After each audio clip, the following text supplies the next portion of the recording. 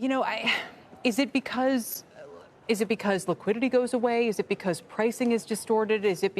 Tell us why things have gotten so out of whack. I guess what happens when yields get to such a low level, like it happened in Japan, 2 decades ago, the first time, it's just fewer and fewer people have an interest in the industry, have an interest in where's the 10-year yield going.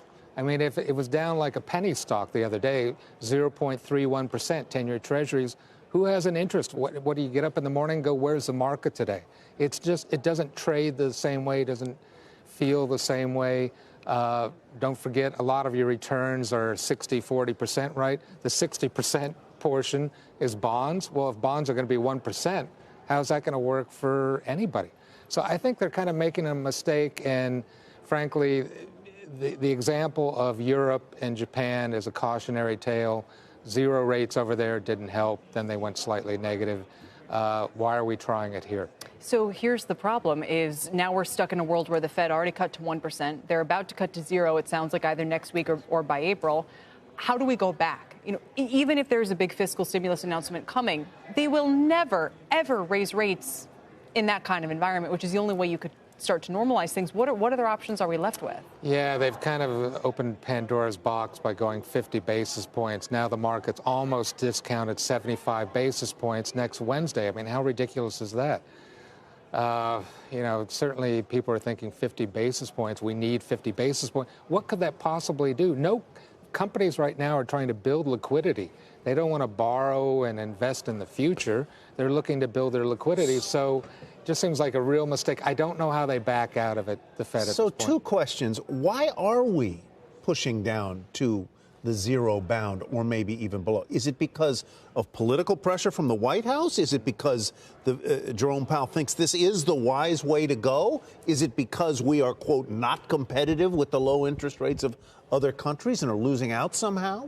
Why? Yeah, they still have the same model, I think. And when they all don't forget, central bankers around the world are always constantly talking with one another.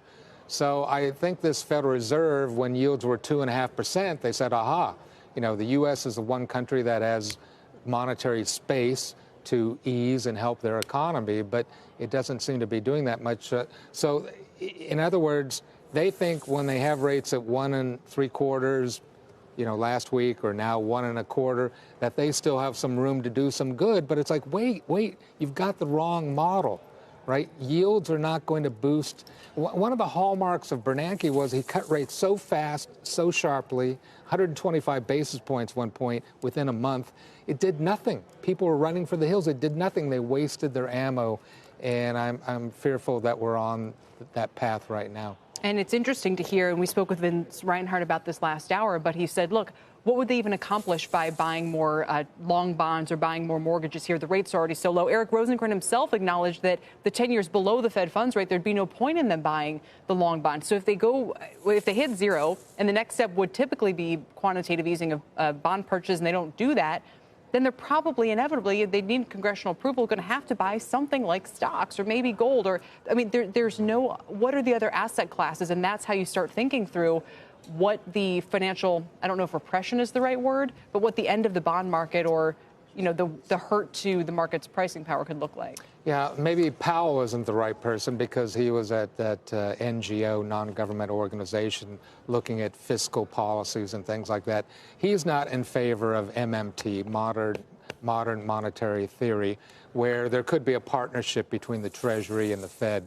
I mean, if we really got into a deep depression, I doubt it. But, in other words, there could be additional government spending, but don't worry, yields aren't going to go up because the Fed is going to nod, but if wink, you look at Wall Street, they're basically clamoring for more treasuries to be issued. And that's the only way that could happen is by increasing the deficit or by, in other words, they want the government to do that right now. Yeah, I know.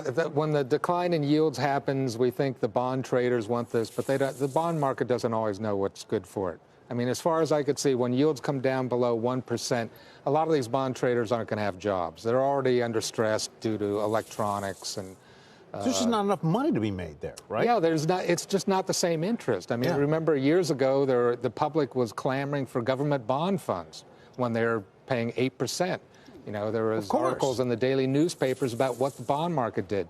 Now, I mean, if you push yields down below 1%, we're not going to talk about yields in the morning. No, you're not going to talk about yields, and you're not going to talk about total return either. And I'm a fixed income economist, so nod, nod, wink, wink, knock, knock. Hopefully, you I'll just still talked have yourself a job. out of a job, right? Yeah.